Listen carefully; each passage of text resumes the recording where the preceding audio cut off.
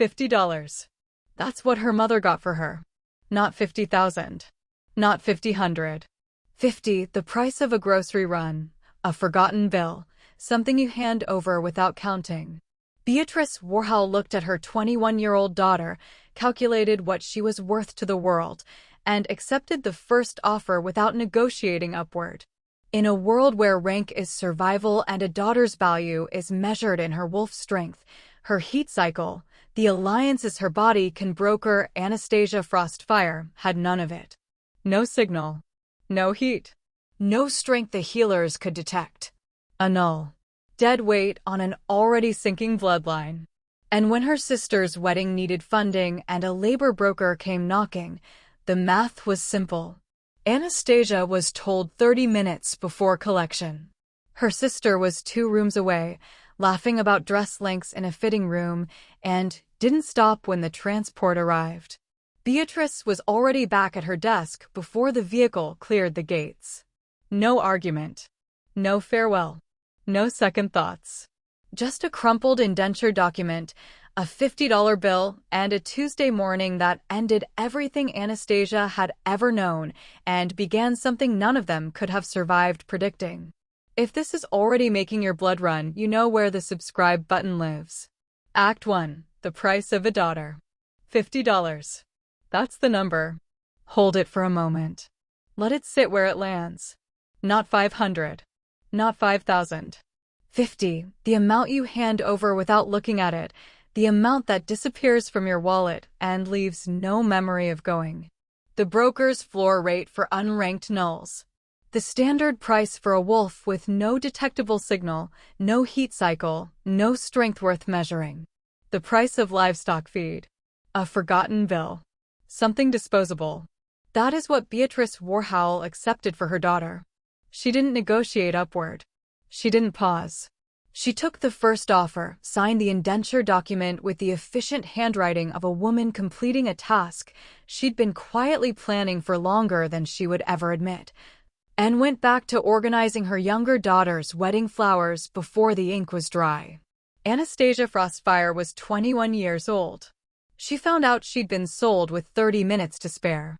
My mother used to say that every wolf finds their place eventually. She meant it as comfort. I was 21 before I understood she'd already decided mine. In the world Anastasia was born into, a daughter's worth is not a metaphor. It is a calculation, precise, biological, non-negotiable.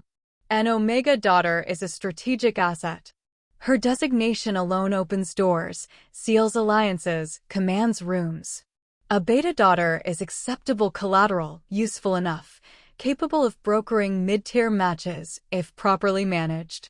But a null, a daughter with no rank signal, no heat cycle, nothing the healers can find when they press their instruments to her skin and weight, a null daughter is overhead. She is the line item that doesn't balance. The debt that compounds quietly while the rest of the ledger tries to look healthy.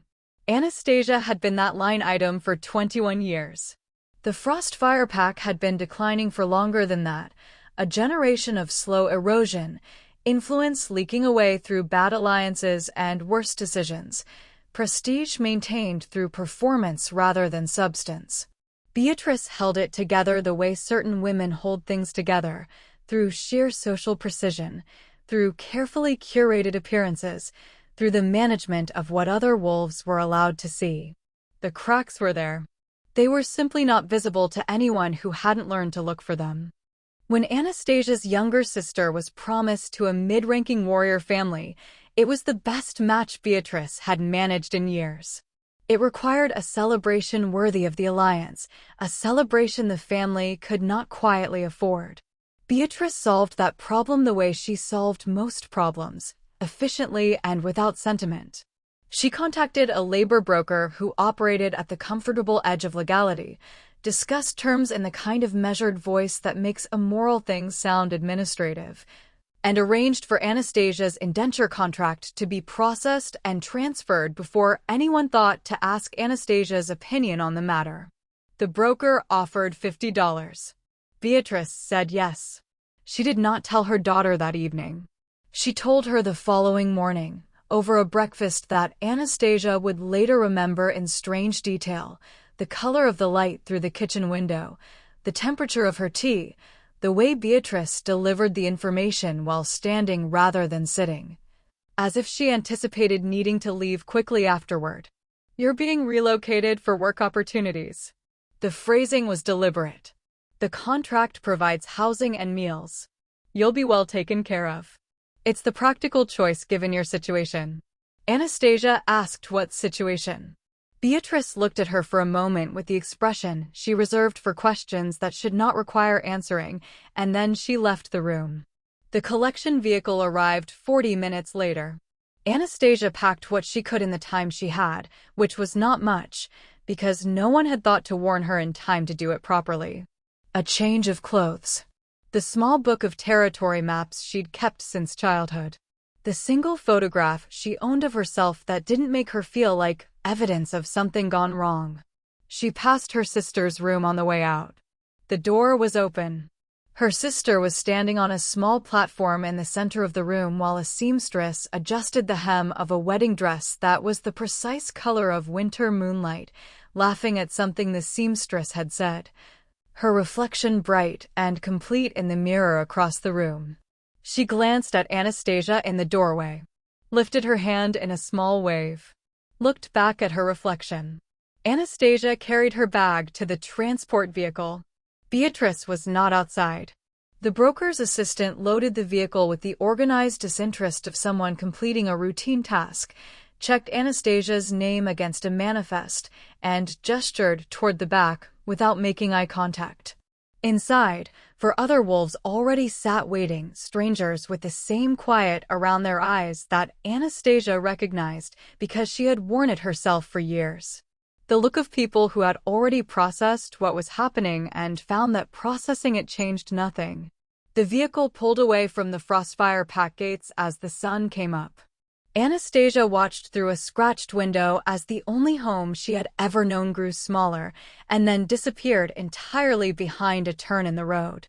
She watched the gate until she couldn't. She watched the tree line until that was gone too. She kept her hands folded in her lap and her breathing even, because she had learned a long time ago that neither tears nor anger produced anything useful, and useful was the only thing she had ever been reliably able to offer the world. No one came to see her off. Her sister was still on the platform in the white dress. Her mother was already back at her desk. $50. She didn't even wait to see if I'd look back. This story took a long time to find and longer to shape into something worthy of the telling. If it's already doing something to you, if that number is sitting somewhere it shouldn't, a quiet subscribe costs you nothing and means more than you'd think to the work that goes into bringing you something like this. Now, let's go back to Tuesday morning. Because what Beatrice Warhowl set in motion when she signed that contract, what she sold without knowing what she was selling, is only the beginning of what this story is actually about. To understand what Tuesday morning meant, you have to understand what the 21 years before it looked like. The Frostfire pack was not always what it became. There are packs whose decline is sudden: a lost war, a failed alpha, a territorial dispute that ends badly and leaves visible wreckage. The Frostfire decline was not that kind. It was the other kind, the slower kind, the kind that happens in the background while everyone keeps dressing for dinner and pretending the tablecloth isn't covering a table with two legs. Influence quietly withdrawn. Alliances quietly not renewed. Invitations to certain councils that stopped arriving without anyone formally saying why. A bloodline that had once commanded rooms now working considerably harder to get into them. Beatrice Warhowl understood the situation with complete clarity. She had understood it for years. And her response, her only response, because it was the only tool the world had ever given women like her, was to manage appearances with such meticulous precision that the gap between what the Frostfire pack was and what it was seen to be never quite closed enough for anyone to act on it. She curated. She performed. She arranged her daughters like furniture in a room she was desperately trying to make look intentional. One daughter cooperated beautifully. Soraya Frostfire was everything the world rewarded. Her Omega designation presented early, strong, unmistakable, the kind of signal that made pack healers write enthusiastic notes in their records and made Beatrice's shoulders drop an inch with relief every time it was mentioned. She was warm where it served her, quiet where it was strategic, and she understood instinctively that her value was something to be deployed rather than simply felt. When the Caldwell warrior family approached Beatrice about a potential match, Soraya handled the courtship with the grace of someone who had been trained for exactly this, because she had been. The engagement was everything Beatrice needed it to be. A real alliance. A real name. A real future for the Frostfire bloodline. The wedding would be expensive. Beatrice had already begun not thinking about that part. Anastasia was the other daughter. Her assessment history reads like a document designed to demoralize. The first healer tested her at 16, when most wolves begin presenting. Nothing. He attributed it to late development and scheduled a follow-up. The follow-up found the same nothing. A specialist was brought from 3 territories away when Anastasia was 18, a woman with instruments more precise than anything the local healers carried, who spent 2 hours with her hands on Anastasia's shoulders and her eyes closed and her expression moving through several things before settling on carefully neutral. She wrote Null in the record in handwriting that was apologetic in its neatness. No rank signal. No heat cycle. No wolf strength detectable by any standard measure. Beatrice was present at every assessment. Anastasia became very good at reading her mother's face during the moments between question and answer, when Beatrice didn't know she was being watched. There was a specific expression, not cruel, not even particularly emotional, that appeared when a result came back the wrong way. Something that closed. Something that quietly filed information under a category it would not be retrieved from. Anastasia saw that expression so many times over so many years that she eventually stopped looking for the alternative. She was 14 the first time she overheard herself described as a liability. She had been passing her mother's study, the door not quite latched, Beatrice on a call with someone whose voice she couldn't identify. The word was delivered without heat, without hesitation, with the same tone you'd use to describe a damaged piece of equipment that was still technically functional, but not worth repairing. The Frostfire pack cannot afford to carry dead weight indefinitely. Anastasia is a liability the bloodline didn't plan for. We are managing it. Anastasia stood in the hallway for a moment. Then she went to her room, sat on the edge of her bed, and felt something inside her go very quiet. Not break. She would have recognized breaking. This was different. This was her wolf, the part of her that was supposed to be wild and instinctive and strong, simply deciding to stop trying, folding itself away somewhere unreachable, going still in the way that small things go still when they understand that movement will not help them. It never really stirred again. Not for 7 years. In the meantime, life in the Frostfire household arranged itself around Soraya's trajectory. Celebration dinners for her Omega presentation. Discussions of suitable matches conducted openly at the kitchen table while Anastasia ate nearby and no one lowered their voice. The engagement announcement and the weeks of planning that followed, the seamstress visits, the guest lists, the catering consultations, the careful construction of an event designed to make the Caldwell family feel they had chosen correctly. Anastasia existed in the adjacent rooms of all of it, present enough to be useful when usefulness was required, invisible enough that her presence didn't complicate anything. She had become very good at that particular kind of existing. The broker arrived on a Wednesday. She knows this because she was in the kitchen when she heard the front door, heard Beatrice's voice shift into its formal register, heard the conversation that followed through the wall in fragments, standard indenture terms, labor classification, transportation logistics, and understood without being told that it was about her, because there was no one else left in the house it could be about. She did not go to the door. She finished her tea. She washed her cup and set it on the rack. Beatrice came to find her afterward, stood in the kitchen doorway with the indenture document already signed, and explained the situation with the brisk efficiency of someone who had rehearsed it and wanted to complete it quickly. Work opportunities. Practical choice. Well taken care of. The broker's rate for unranked nulls was $50. Beatrice had accepted it without asking if there was room to negotiate. When the transport arrived the next morning and Anastasia passed Soraya's room with her bag over her shoulder, her sister was mid-fitting, the seamstress on her knees adjusting a hem. The room full of the specific brightness that surrounds people whose futures are being made rather than ended. Soraya looked up, lifted her hand, looked back at the mirror. Anastasia got into the vehicle. Inside, four other wolves were already seated, already quiet in the particular way that people are quiet when they have finished their private grief and are simply waiting for what comes next. She looked at their faces and recognized in each of them exactly what she felt in herself, not despair, not rage, just the flat stillness of people who had been told, in various ways and by various methods, that they were not worth keeping. None of them knew exactly where they were going. All of them knew precisely why they had been sent. Comment below, what was the moment that hit hardest for you? The $50 or the fact that her sister didn't stop what she was doing to say goodbye?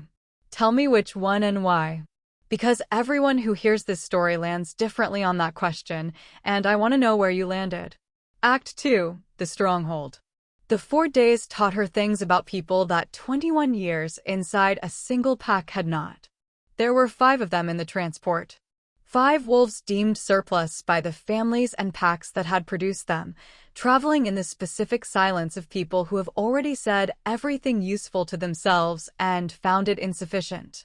The vehicle was not uncomfortable exactly. It was indifferent, which is a different thing. Bench seats. Narrow windows. A driver who stopped twice a day and said nothing beyond the minimum required to keep them moving. She learned their names on the first afternoon because conversation was the only alternative to the kind of thinking that leads nowhere good. Emmett was 20, an omega male with careful hands and a habit of looking at the floor when he spoke. His pack had expected him to enter warrior training. Every male his rank was expected to. It was simply how things were done. And he had tried for 2 years to be what they needed before his trainer finally submitted an assessment that described him as constitutionally unsuited for combat. Too measured. Too reluctant to cause harm. The assessment was not unkind. It was simply a verdict, and the pack had acted on it with the clean efficiency of organizations that cannot afford sentiment. He had been given 1 week to arrange himself and then collected. Riva was 24. A beta female who had refused an arranged mating to a pack elder's son twice her age. She had refused politely the first time, clearly the second time, and in writing the third time, and each refusal had cost her something: first social standing, then her position in the pack's administrative office, then her family's willingness to publicly acknowledge the relationship. When her father signed her indenture contract, he had told her she had brought this on herself. She repeated this to Anastasia with the flat effect of someone who had processed it far enough to no longer need a reaction from it. The oldest among them was a wolf named Corvin, somewhere in his late 50s, who had belonged to a northern pack that had simply decided his productive years were behind him. No malice. No specific grievance. He had aged past the point of utility, and his pack had made the calculation that resources were better directed elsewhere. He told them this without bitterness, which was somehow worse than bitterness would have been. The 5th was a girl who gave only a first name, Ren, and did not elaborate on why she was there. No one pressed her. They all understood the category, even without the details. They spoke about ordinary things when the silence became too heavy. Food. The territories they'd passed through. The way the landscape changed as they moved north, the trees growing denser and darker, the air acquiring a weight that sat differently in the lungs. And eventually, inevitably, they spoke about where they were going. Leopold Warhowl's name entered the conversation the way certain names do, carefully, with a brief pause before and after, as if the speaker wanted to be sure it landed on solid ground before committing to it. Emmett had heard that the stronghold was larger than some towns. Riva had heard the Alpha himself conducted intake inspections personally, which no one could confirm or explain.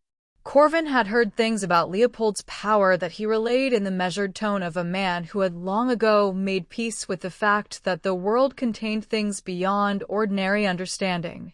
That walls had reportedly cracked in rooms he walked into during certain moods, that lesser alphas had submitted without physical contact. That high alpha Mortimer Stofung himself had publicly used the word dangerous in a context that was not an insult, but an assessment. Nobody knew exactly what to expect. Everyone had heard something. The something was always large.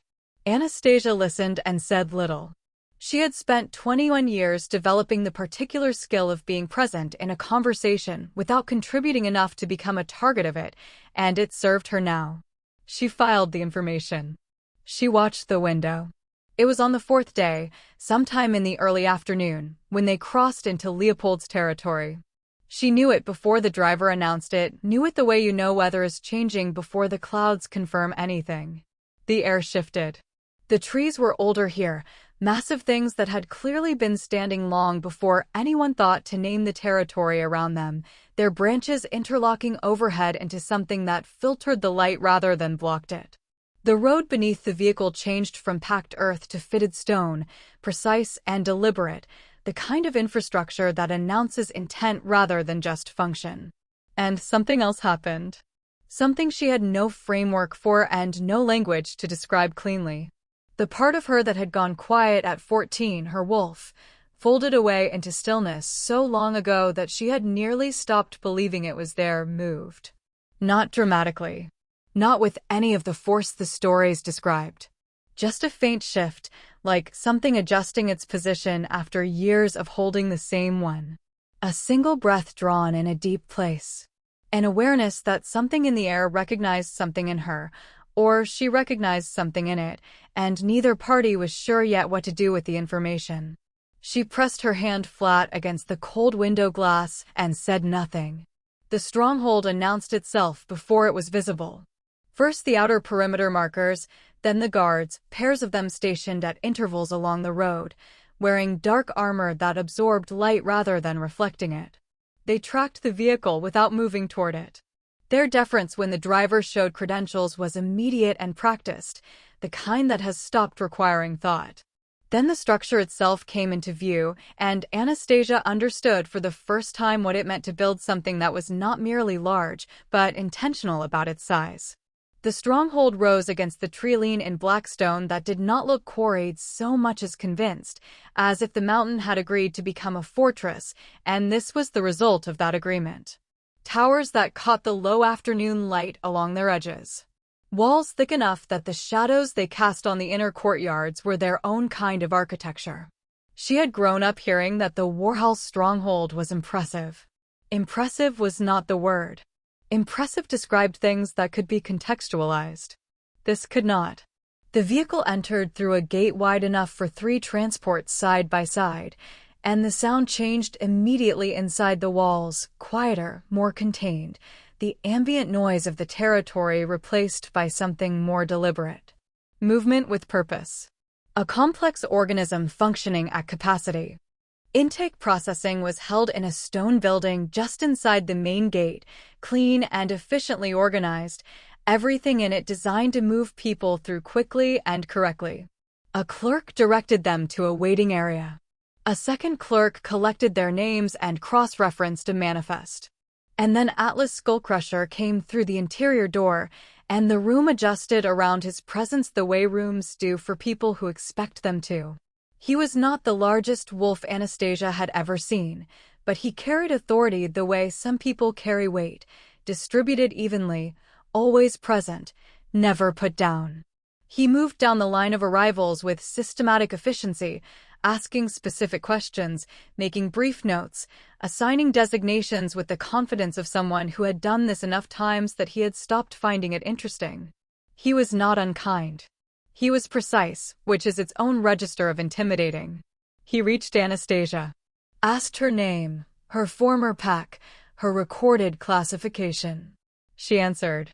He nodded, produced the bioscan instrument, a standard device, She recognized it from the healer's offices in Frostfire and ran it. The instrument made a sound she had never heard a bioscan instrument make. A high, strained tone, like something being pushed past its tolerance, and then nothing. A blank screen. Atlas looked at it. Ran it again. Blink. A third time, and this time the device produced a brief flare of light from the input panel before shutting itself off entirely. Atlas was very still for a moment. He looked at the instrument. Then he looked at Anastasia with an expression she could not read, not alarm, not confusion, something more controlled than either, and said nothing. He reached into his jacket and produced a manual recorder, the kind that predated bioscan technology by several decades. He began writing in handwriting so small she couldn't have read it at that distance regardless. He assigned the others to their positions efficiently and without ceremony.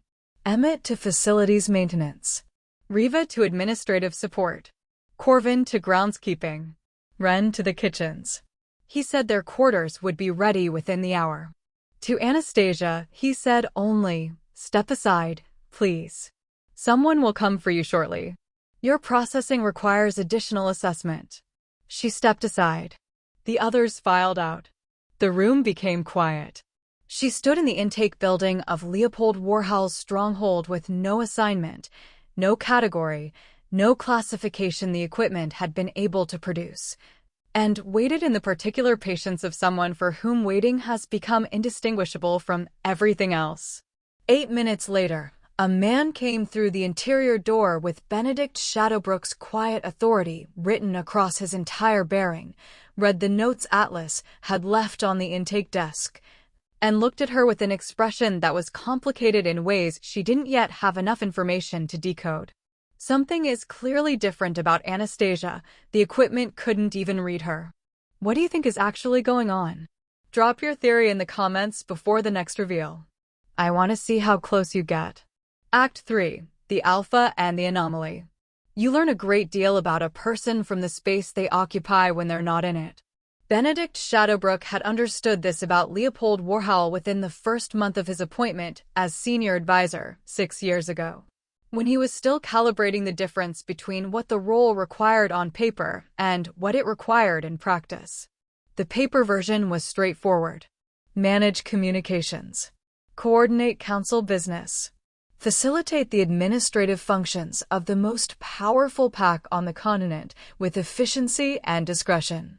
The practice version had one additional requirement that appeared in no formal documentation: monitor the Alpha at all times, in all conditions, and be prepared to manage the consequences of what he was becoming. The corridors near Leopold's wing had their own atmosphere.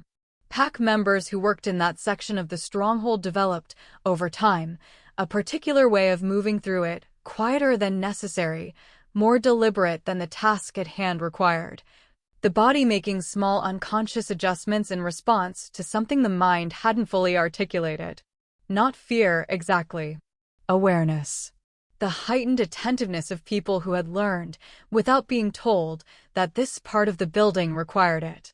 Benedict checked specific things before specific meetings. Whether Leopold had slept. Whether he had eaten.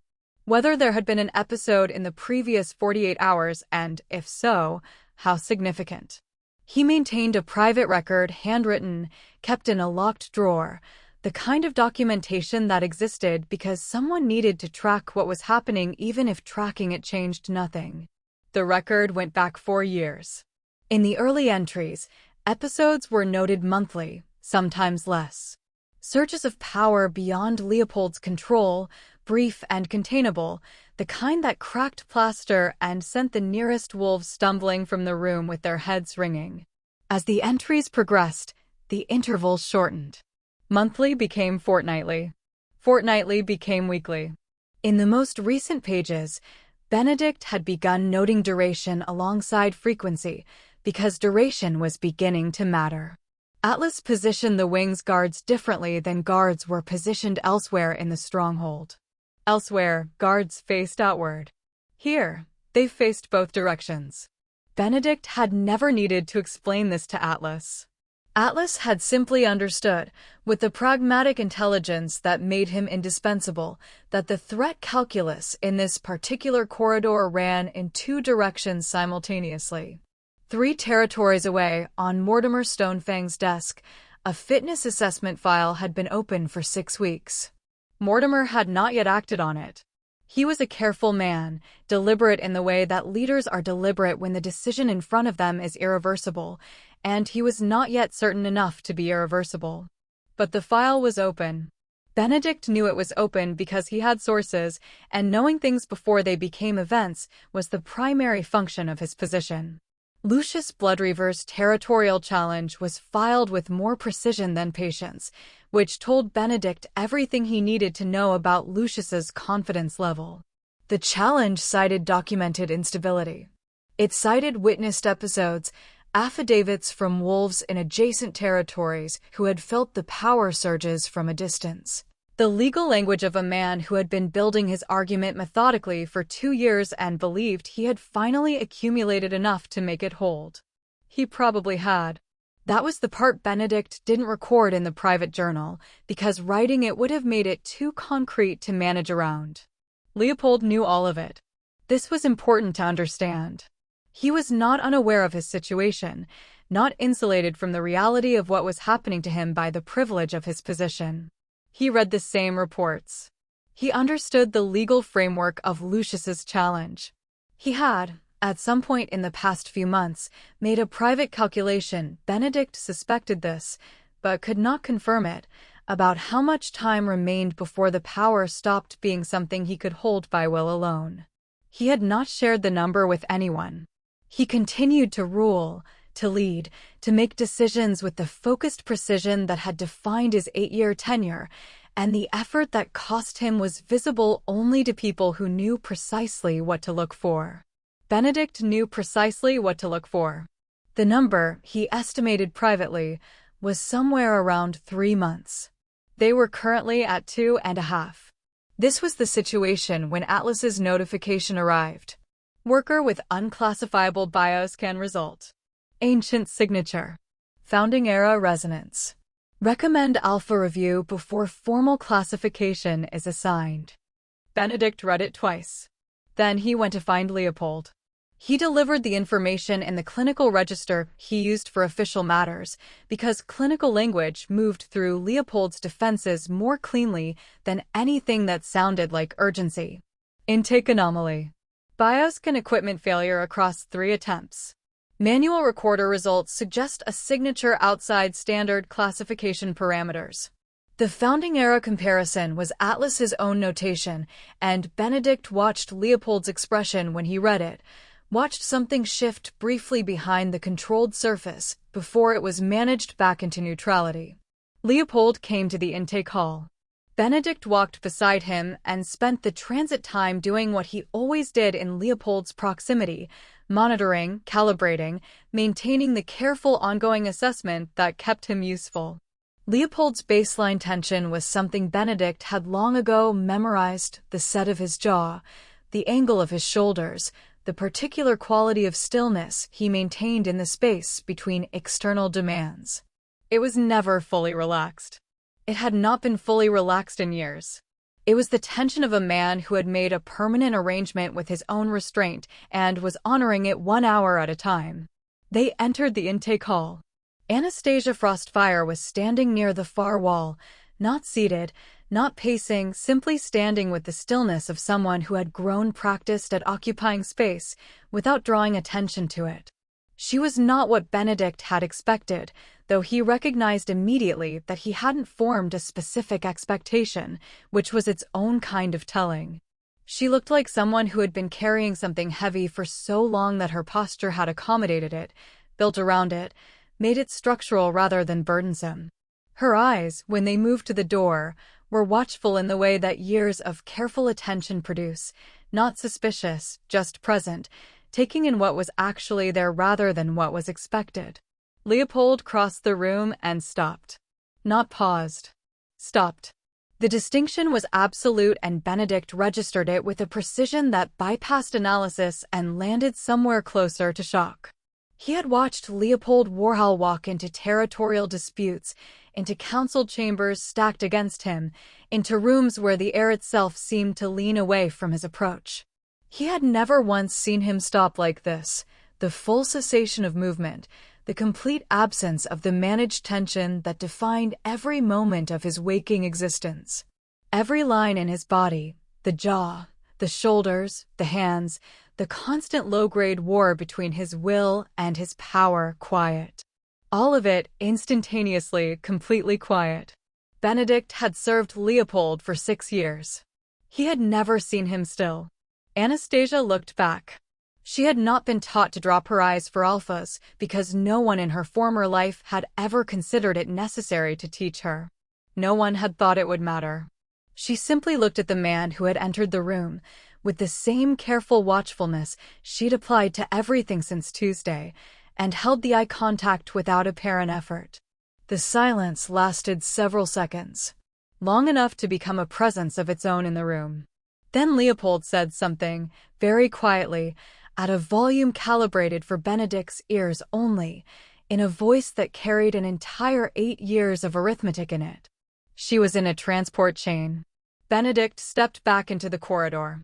He allowed himself 30 seconds, he counted them, because precision was the only thing available to him in that moment, and he stood in the hallway outside the intake hall and felt, without performing or managing or recording, the specific quality of relief that arrives after a very long time of hoping for something you'd begun to believe was theoretical. Then he pulled himself back together, straightened his jacket, and returned to the doorway.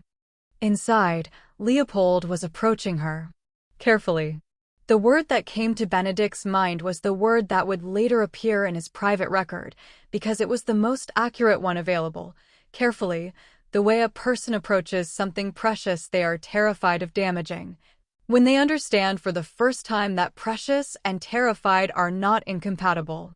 He asked her name, where she'd come from, how long the transport had taken. He asked nothing about her classification, nothing about the bioscan, nothing that would have required her to inventory her failures for a stranger. He simply asked the questions you ask when you want to know about a person rather than a file. She answered directly, without softening or performance, in the slightly flat tone of someone who has learned that warmth is a resource best conserved. She was watchful in a way that was not hostile. It was the watchfulness of someone who had extended trust before and understood the mechanics of what happened when it was mishandled. She had nothing left to perform for anyone. This was, Benedict noted, completely apparent, and it was also, for reasons he would spend some time later understanding, exactly the right thing to be in front of Leopold Warhowl. Leopold told her she would not be assigned to the kitchens. She told him, in a tone of such measured evenness that it took a moment to register as what it was, that she had not been consulted about any assignment. Something happened at the corner of Leopold's mouth. It was brief and slight, and Benedict nearly missed it. He did not miss it.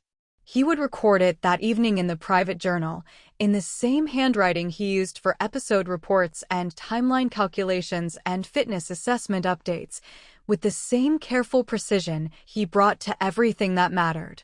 Possibly a smile, he wrote. First observed in approximately 4 years.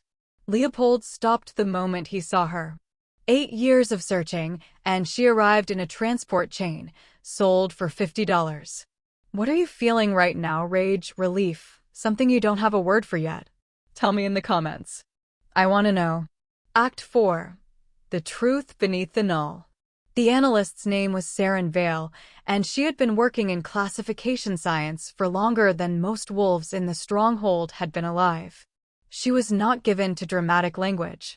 She preferred the precision of measurement over the imprecision of interpretation, and when she delivered assessments, she delivered them the way a surgeon delivers findings clearly, completely, without editorializing. Benedict had worked with her on 3 previous classification anomalies in 6 years. He had never seen her sit down uninvited. She sat down uninvited now. The assessment was delivered in Leopold's private study, the 3 of them arranged around the low table near the window, Benedict with his recorder, Leopold with nothing in front of him. Saren with a folder of handwritten notes and the older scanning equipment packed back into its case beside her chair. She had declined tea. She wanted to get through this accurately, she said, and accuracy required her full attention. She began with definitions. A dormant prime omega, she explained, was not a classification most practicing analysts encountered in their careers. Most did not encounter it at all.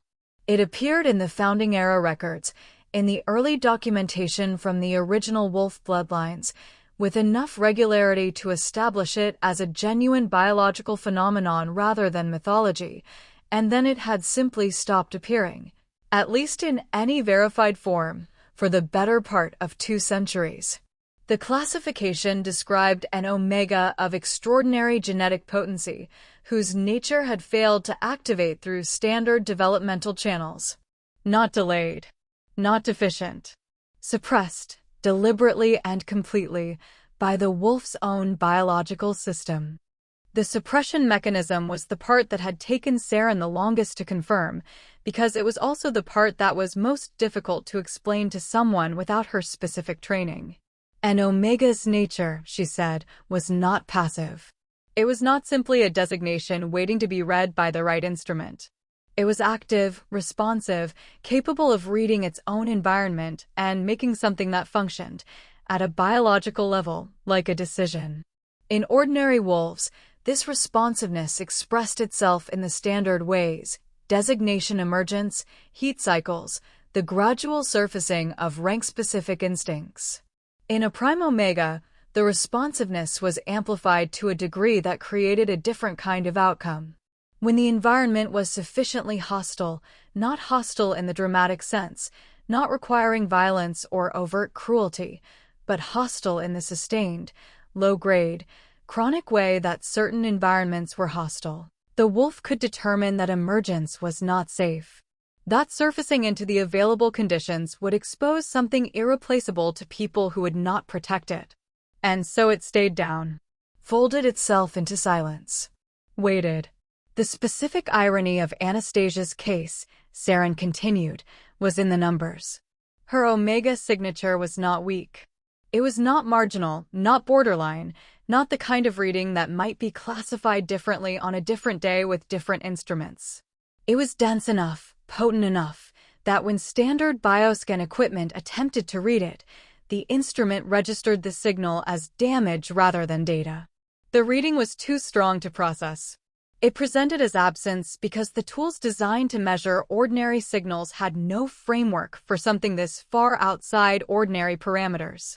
Every healer who had assessed Anastasia over the years and found nothing, Saren said, had been measuring her with instruments designed for ordinary wolves. They had not failed to detect her signal. They had been overwhelmed by it and interpreted the overwhelm as silence. She had been classified as Null for 21 years because she was too powerful for the equipment to read. The room was quiet for a moment after Saren finished. Benedict did not write anything. He was watching Leopold. Leopold had not moved during the assessment. He sat with the particular stillness that Benedict had first observed in the intake hall, the stillness that was new and total and unlike anything in 6 years of prior observation, and he looked at Saren's notes without appearing to read them. When he finally spoke, his voice was level in the way that conceals considerable pressure behind it. She was protecting herself, he said. From her own family. Saren looked at him. Yes, she said. Essentially. Benedict watched Leopold's expression move through something that was private enough that cataloging it felt intrusive, but he cataloged it anyway because cataloging was his function and because what he observed mattered. What he saw was a man receiving information about a specific kind of survival strategy, the long, quiet, costly strategy of making yourself unreadable to people who would use what they found and recognizing it from the inside. Not intellectually. Recognizing it the way you recognize a road you have walked in the dark, by the particular feeling of the ground beneath your feet. Leopold had spent 8 years managing the containment of something that could not be safely revealed to the wrong people. He understood, at a level beneath articulation, exactly what Anastasia's wolf had been doing for 21 years. The parallel settled in the room without being stated. Benedict did not state it. Some things were more useful as observations than as spoken conclusions. He found Anastasia in the guest quarters an hour later, seated at the small table near the window with the composed patience she seemed to carry as a default setting. He sat across from her. He set down nothing, no notes, no folder, because this was not a clinical delivery. He had thought carefully, in the corridor on the way here, about the difference between informing someone and telling them something, and had decided that this required the latter. He told her everything. Completely, in the correct order, without softening the parts that were difficult or dramatizing the parts that were significant. He told her what a dormant prime omega was. He told her what the bioscan results had shown and what they meant. He told her that her wolf had not been absent or deficient or broken in any of the ways she had been told it was broken. He told her that it had been present the entire time, doing something deliberate and protective, and that the instruments had failed to read it not because there was nothing there, but because there was too much. He told her that she had never been Null. She listened without interrupting. When he finished, the room was quiet in a way that had texture to it, not empty, not comfortable, but full of something that was still being processed. He waited. He was good at waiting. The silence lasted long enough that he had begun to consider whether she needed him to say something further when she spoke. "If I'd been born into a different family," she said, "would it have shown up earlier?"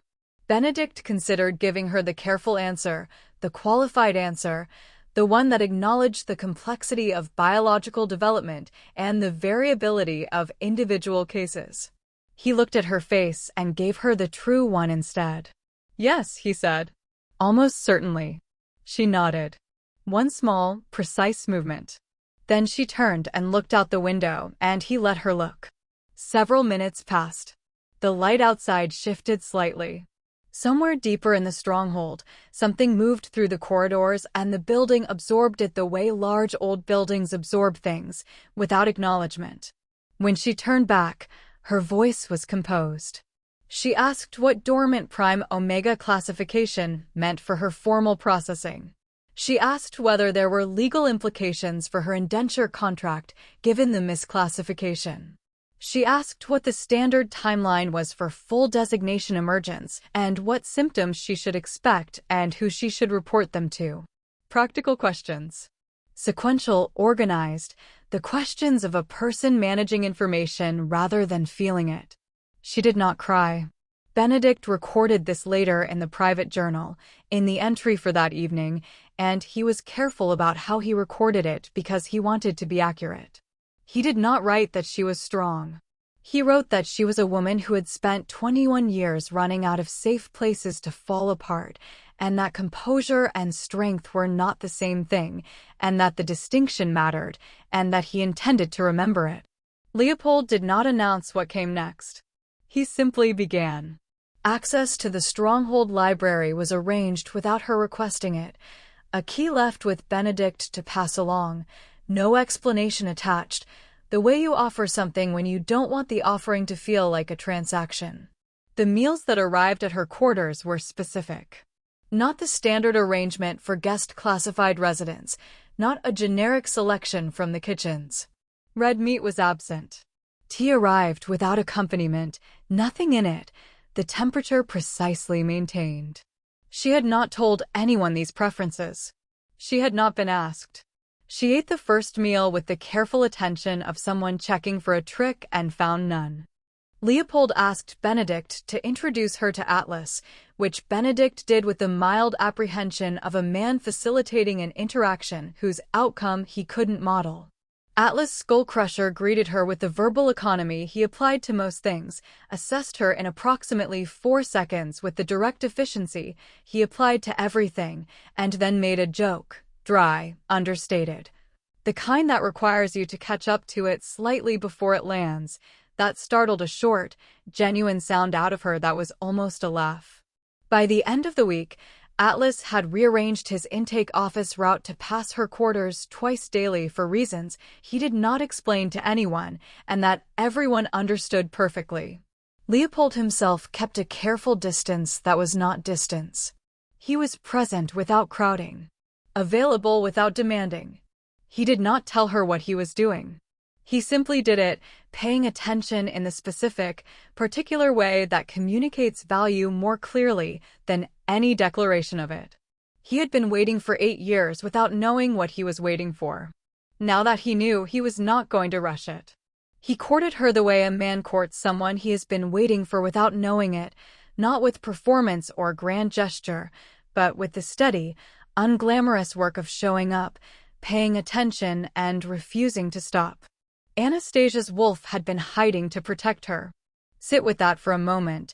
21 years of being called broken, deficient, null, when the truth was that her wolf was simply refusing to surface for people who wouldn't have known what to do with it.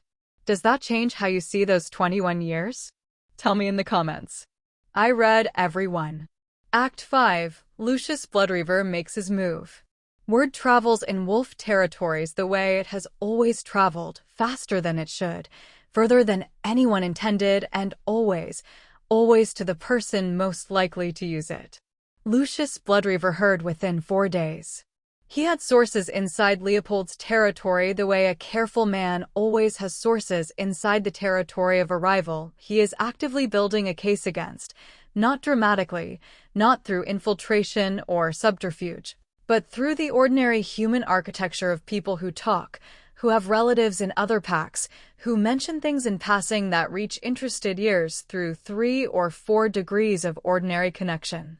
What reached Lucius was this. Leopold Warhowl had separated an indentured worker from general assignment at intake. She was housed in guest quarters. She was receiving meals from the Alpha's personal kitchen arrangement. She had been given library access. Atlas Skullcrusher had rerouted his daily schedule to pass her building.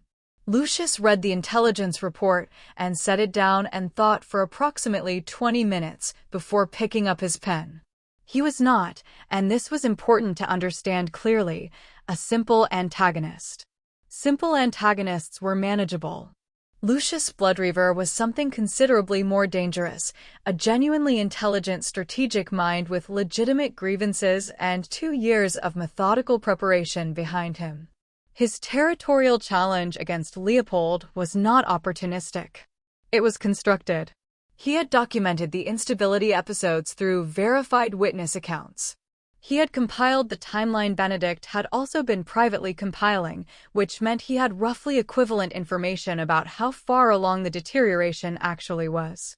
He had the legal framework assembled by 2 of the most capable territorial law practitioners available, and he had filed his initial challenge at the precise moment when the documentation was sufficient to be taken seriously, but early enough to establish himself as the responsible party raising necessary concerns rather than a rival seizing on weakness. He had real evidence. He had a real argument. He had, in all likelihood, a real chance. The emergency injunction he filed with Mortimer Stonefang's counsel within the week was built on a specific legal claim that Leopold's separation of a contracted worker from assigned duties and his provision of preferential treatment constituted an unauthorized appropriation of another party's legal asset, specifically the labor broker who held Anastasia's indenture contract. It was a narrow argument, technically precise, and it achieved 2 things simultaneously. It challenged Leopold's conduct on formal legal grounds, and it forced the indenture documentation into the official record. Lucius subpoenaed the original paperwork. He received it within 48 hours. He read through it with the systematic attention he brought to all documents of strategic value, the contract terms, the classification recorded, the date, the transferring party's signature. And then he reached the transaction amount and stopped. $50. He read it again. He was not a man given to surprise, but he sat with this particular number for a moment in a way that was almost involuntary. Then he made a note in the margin, circled it, and moved on. The $50 was not legally significant. He understood this immediately and completely. The amount of the transaction had no bearing on the contract's validity, no relevance to the jurisdictional argument, no weight in territorial law. It was not a number that would decide anything in a council chamber. It was, however, a number that would be read aloud in a council chamber. And Lucius Bloodreaver understood, with the cold clarity of a man who had spent 2 years studying how power operated in public spaces, that a number read aloud in the right room at the right moment was its own category of weapon. He wanted it in the record. He wanted it spoken clearly, in front of every pack representative, in front of Mortimer Stofong, in front of whatever witnesses the proceedings attracted. He wanted Leopold Warhowl associated, in the formal record of territorial law, with a woman whose own mother had priced her at $50. Not because it was fair. Because it was effective. There is a difference, and Lucius was never confused about which one he was operating in. Benedict received the injunction on a Thursday morning and read it twice before he did anything else. Then he went to the war room and began building the counter. The legal strategy assembled itself in his mind in the first hour, which was the easy part. The documentation required to support it was the work of everything that followed. He pulled the bioscan records, all 3 attempts, the equipment failure logs, Atlas's manual notation, Sarin Vale's full assessment with its founding-era comparative analysis. He contacted Sarin directly and confirmed her willingness to provide formal testimony before the council, which she agreed to with the brisk efficiency of a woman who found bureaucratic obstruction professionally offensive. He located the founding-era classification records through the Stronghold's historical archive, which required 6 hours of cross-referencing that he completed without assistance, because there was no one else he trusted to do it with sufficient accuracy. He researched legal precedent for contracts signed under fraudulent classification, cases where the designated rank recorded on an indenture document had been proven incorrect, and found 3 precedents in the last century. None of them involving anything close to Anastasia's situation, but sufficient to establish that the principle existed in territorial law and had been applied. The argument was sound. He was certain of it. He was also certain that certainty was not the same as guaranteed outcome, and he held both of these things simultaneously and kept working. Atlas brought food at some point during the first night. Benedict registered its arrival without eating it. He registered its continued presence several hours later in the same way. At some point after midnight, he became aware that it had been removed and replaced with something hot, which meant Atlas had come back, which meant more time had passed than he'd tracked. At 3 a.m, the war room door opened. Leopold came in, crossed the room without speaking, and sat down in the chair across the table from Benedict. He had clearly not slept. He was still in the clothes Benedict had last seen him in, which meant he had not attempted to. He did not ask for a progress report. He did not offer reassurance or instruction or any of the things that leaders sometimes offer in crisis moments that are more comfort for the leader than use to the person doing the work. He simply sat.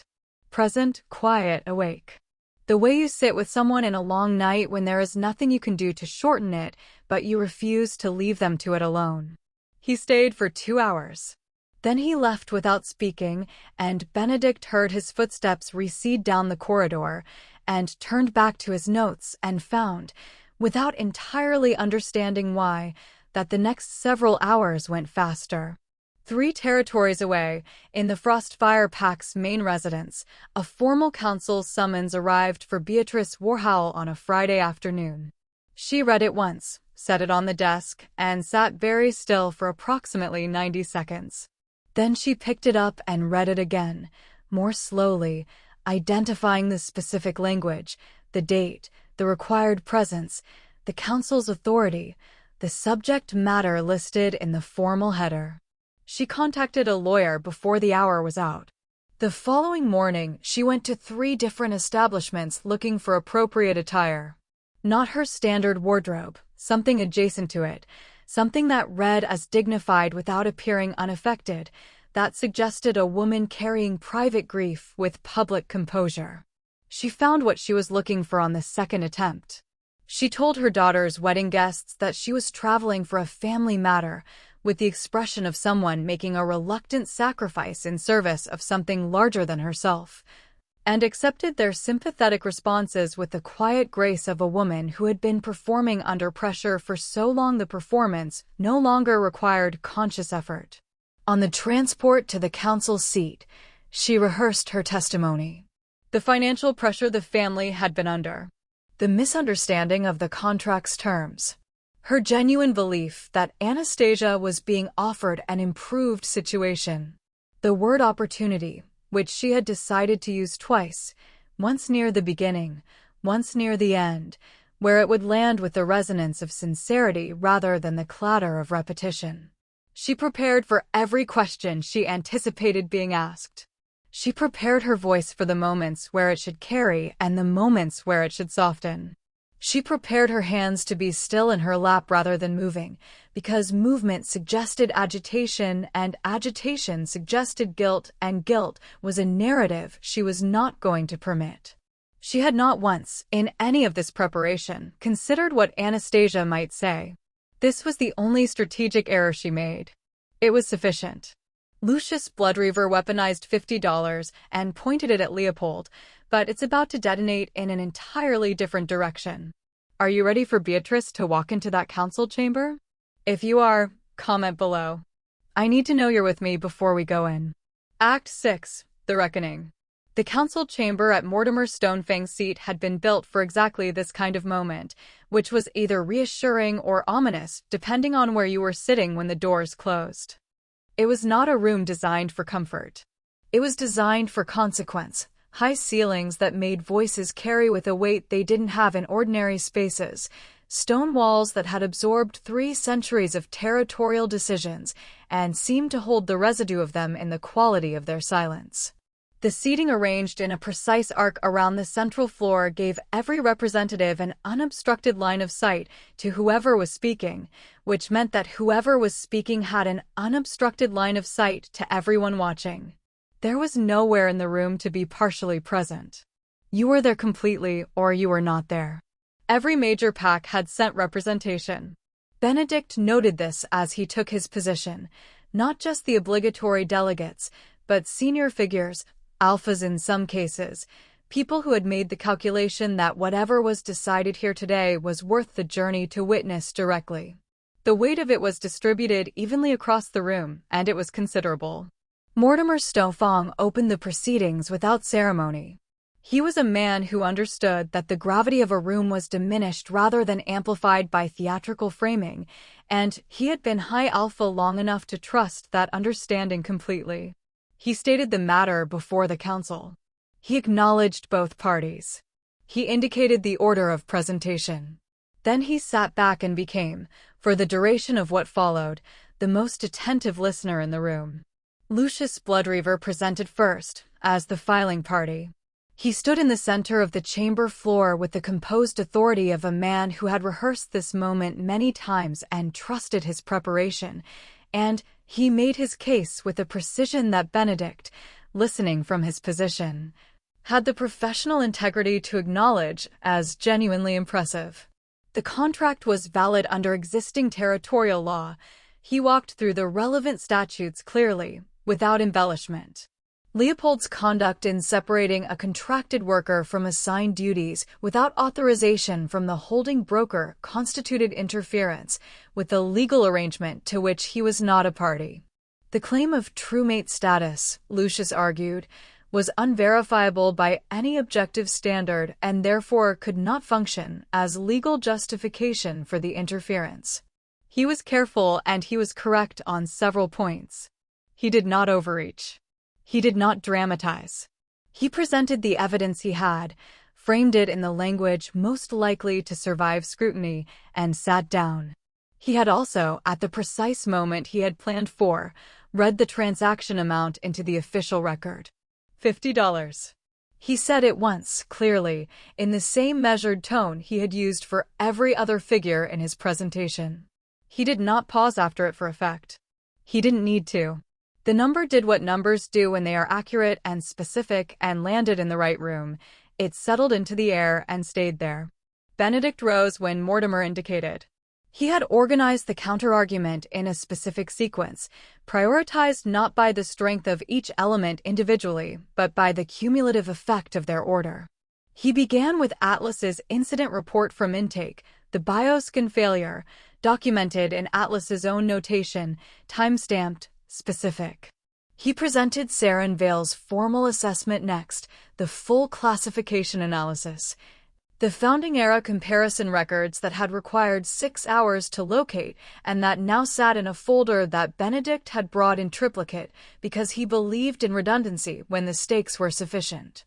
He walked the council through the science of Dormant Prime Omega classification without condescension and without simplification, at the precise level of detail required for the argument to be comprehensible to people who were not specialists.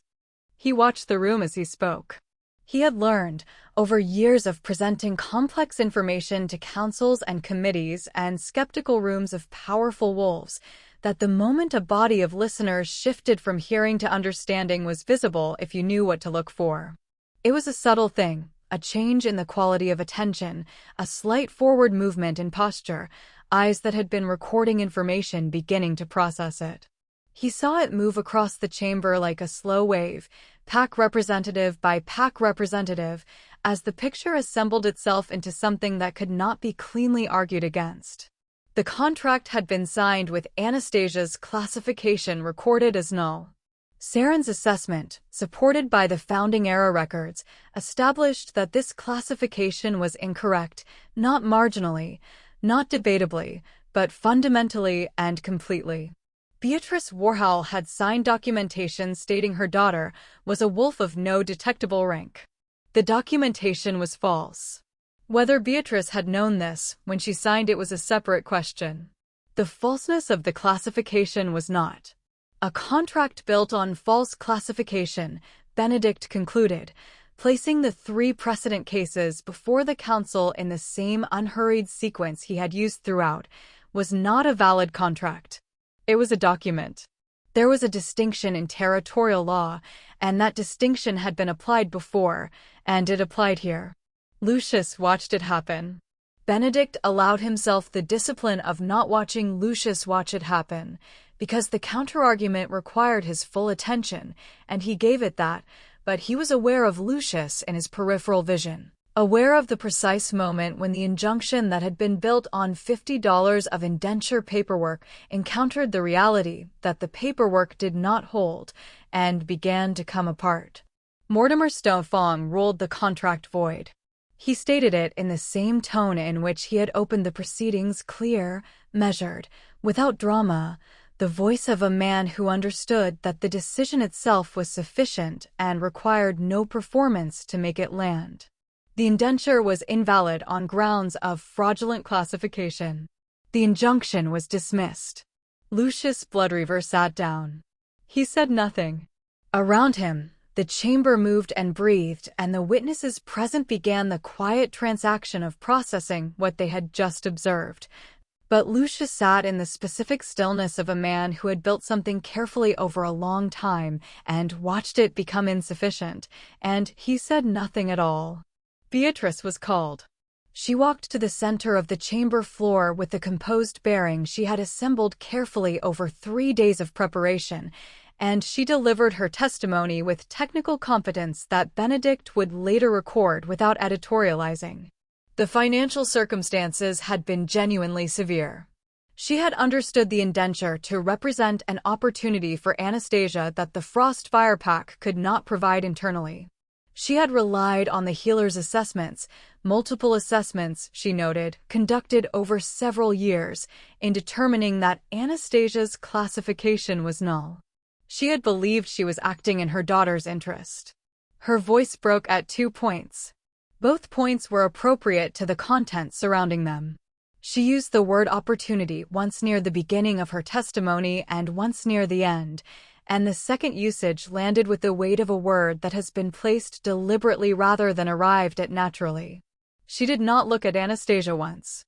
Benedict noted this in the private record he was keeping in the margin of his legal pad, along with the other things he observed, the framing that consistently centered Beatrice's own experience of events rather than Anastasia's. The emotional deployment that was technically present but oddly uninhabited, like a coat worn on the outside of the body rather than over it. He noted these things because precision was his function, and because the record should be accurate regardless of whether accuracy was ever needed. Mortimer asked Beatrice directly whether she had known Anastasia's true classification at the time of signing. Beatrice said she had been informed by pack healers that Anastasia was Null, and had had no reason to question that assessment. Mortimer asked whether she had sought a second opinion before signing the indenture contract. The pause before her answer was brief. A person not paying attention would not have noticed it. She had not. The chamber went quiet in a way that was different from the preceding silences. Those had been the quiet of people listening. This was the quiet of people having arrived at a conclusion they had not been directed toward but could not now avoid. Before Beatrice was dismissed, Anastasia asked to address the council. She said it simply, directly, without preamble. Mortimer looked at her for a moment and granted it with a single nod. She walked to the center of the chamber floor without notes, without preparation visible in her bearing, without the performed composure that Beatrice had worn into the room. She stood where she stood. She looked at her mother. Beatrice looked back. It was the first time she had looked at Anastasia since entering the room, and she did it now because there was no remaining direction in which to look that did not involve an audience watching her avoid it. Anastasia spoke without raising her voice. She named 3 moments. She named them plainly, in the order they had occurred, without decoration or interpretation or the inflation of adjectives that turns accurate description into performance. The morning in the corridor outside the study, age 14, the word liability in a voice discussing household management. The Tuesday morning of collection, 30 minutes notice, a bag she had not had time to pack properly, a sister who had not paused the fitting. The $50, the amount recorded on the official documentation now entered into the territorial record, the floor rate, the first offer accepted without negotiation.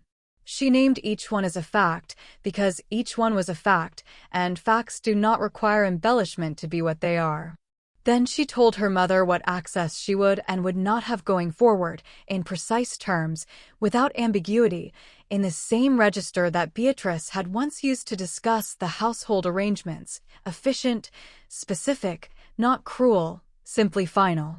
The tone of a person who has made a decision and has no remaining need to explain it. She looked at her mother for one more moment. Then she delivered the last thing she had come to say. You priced me at $50 because you genuinely believed that's what I was worth. Her voice did not change. It did not soften and it did not harden. It carried. I need you to understand that number is the only thing about you I'll remember. Beatrice opened her mouth. Anastasia had already looked away. Not dramatically. Not with the deliberate theater of a turned back or an exit. She simply redirected her attention to Mortimer Stofan, indicated with a brief nod that she had concluded her address, and returned to her seat with the unhurried movement of someone who has finished something and has nothing further to add to it. The chamber was very quiet. Beatrice closed her mouth. Whatever she had prepared to say, and Benedict suspected from the brief arrangement of her expression that she had prepared something, a response, a reframe, one final deployment of the performance she had brought all this way. She said none of it. There was no remaining audience for it. The room had already moved. On a scale of 1 to 10, how satisfying was that moment? And I want you to think about whether it landed harder because she stayed calm. Because she didn't perform it, didn't cry, didn't raise her voice. Just said the true thing in a true voice and looked away. Tell me your number in the comments and tell me why. Act 7. The Bond and the Beginning. The days after the council hearing were not clean ones. Anastasia had understood, in the abstract, that winning something did not automatically produce the feeling of having won it. She had understood this intellectually. Living inside it was a different kind of understanding. She moved through the stronghold in the aftermath of the hearing with the slightly unmoored quality of a person whose nervous system had been braced for a particular impact for so long that the absence of the impact left it with nowhere to put the tension. The legal question was resolved. The contract was void.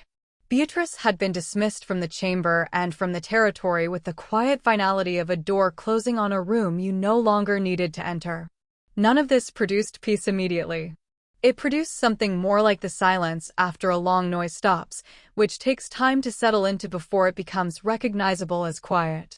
Leopold read this in her without her explaining it. She was not certain how.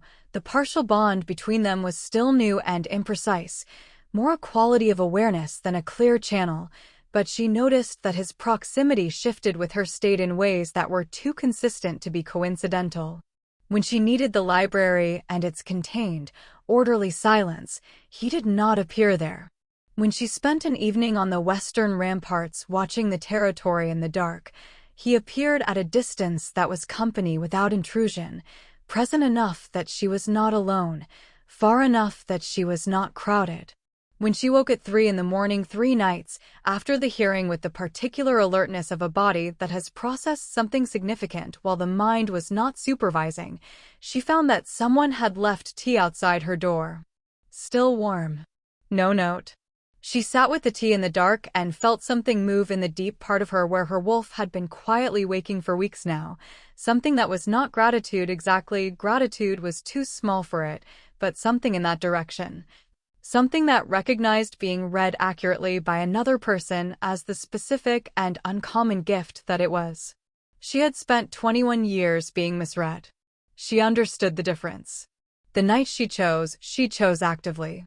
This was important to her in a way she would have found difficult to articulate to anyone else, that it was a decision, not a capitulation to inevitability, not a concession to circumstance, not the absence of alternatives presenting itself as a choice. She had alternatives. The contract was void. She was classified correctly. She could have made different decisions and found ways to construct a different future from this point, and the fact that she did not was not because the path in front of her was the only available path. She was simply tired of being careful with hope. She had been careful with it for 21 years, rationing it, hedging it, insulating herself from the particular damage it produced when it turned out to be unfounded. She was tired of that specific kind of tired. And Leopold Warhowl, who had been waiting for 8 years with a patience that was not passive but active and costly, who had read her accurately from a distance for weeks without requiring acknowledgement of the reading, who had sat across from Benedict at 3 a.m. saying nothing and thereby saying everything, Leopold Warhowl was not a reason to be careful. She went to him. What happened when the bond completed was not something Benedict's private record would ever fully capture, though he tried. The silver light that fractured through the stronghold stone walls moved in patterns that the pack historians would spend the following months cross-referencing against founding-era documentation, finding correspondences that suggested the patterns were not random but structural, as if the building itself had been waiting for the correct frequency to reveal something always encoded in its architecture. Every wolf within a kilometer of the stronghold shifted without warning and then shifted back, the involuntary response of bodies registering a power event too large for ordinary processing.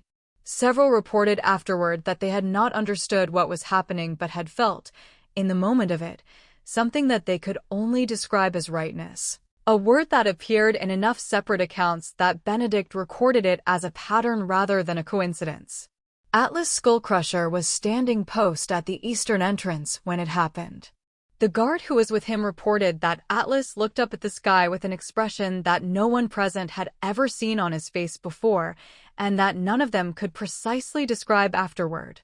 The closest any of them got was that it looked like relief, but larger than ordinary relief, the way certain emotions are only visible at scale. Benedict was in the corridor outside his own office when the bond completed. He sat down on the floor. He remained there for some time. He did not record how long. 3 territories away, Mortimer Stofang was working late when he felt it. He set down his pen. He looked at the fitness assessment file that had been sitting open on his desk for 6 weeks. He closed it, moved it to the completed archive, and wrote permanently resolved on the cover in his own hand before returning to what he had been working on. The following morning, Lucius Bloodreaver withdrew his territorial challenge. He filed no explanation, offered no statement, provided no public account of his reasoning. He had felt the bond complete across 3 territories of distance, and he was an intelligent enough man to know, without requiring documentation, that the arithmetic of his position had changed overnight in ways that made continuation pointless. He was not gracious about it. He was not required to be.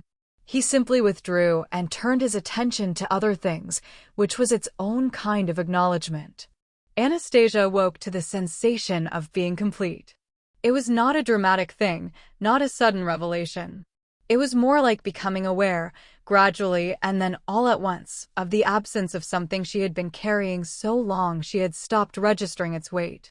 The bond hummed in her chest with the steady, warm permanence of something that had always been meant to be there and had now finally arrived.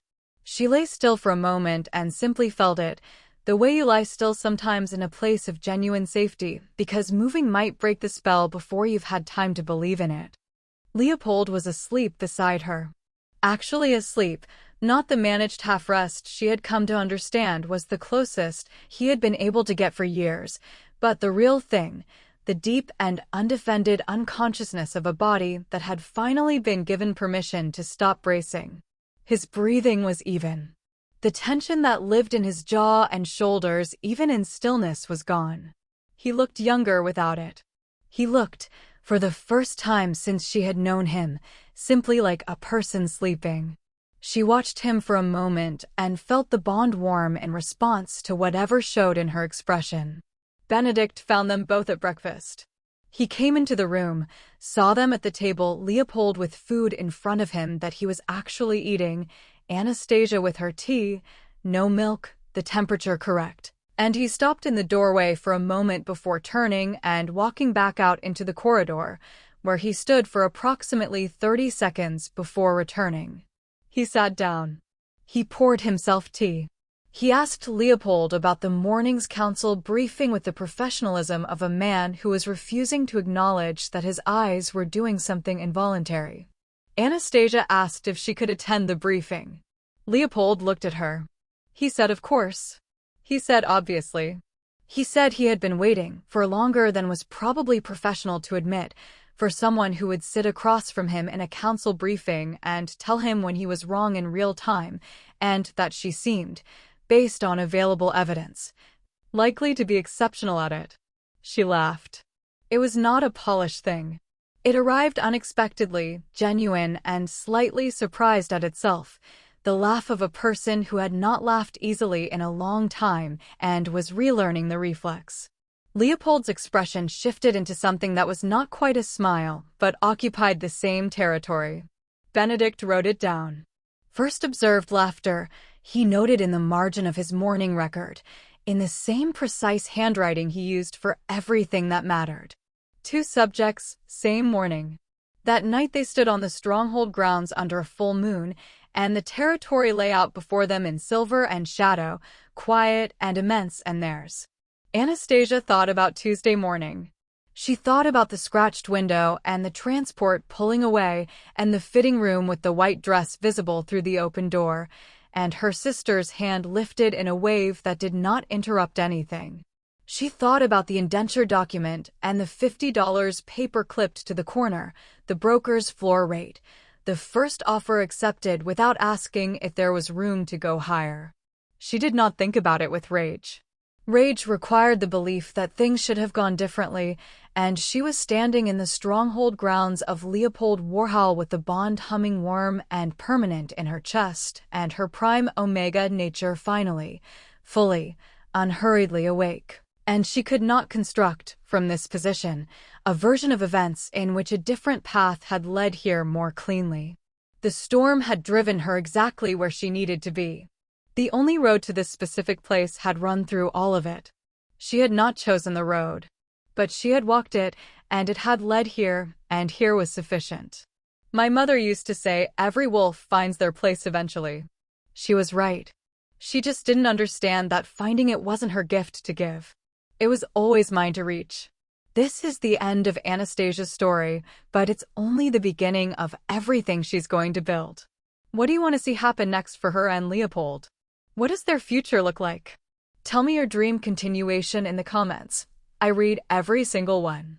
And if this story did something to you, if you felt that number sitting somewhere it shouldn't, if Anastasia's wolf waiting quietly all those years hit you the way I hoped it would, subscribe and share it with one person who needs to hear it.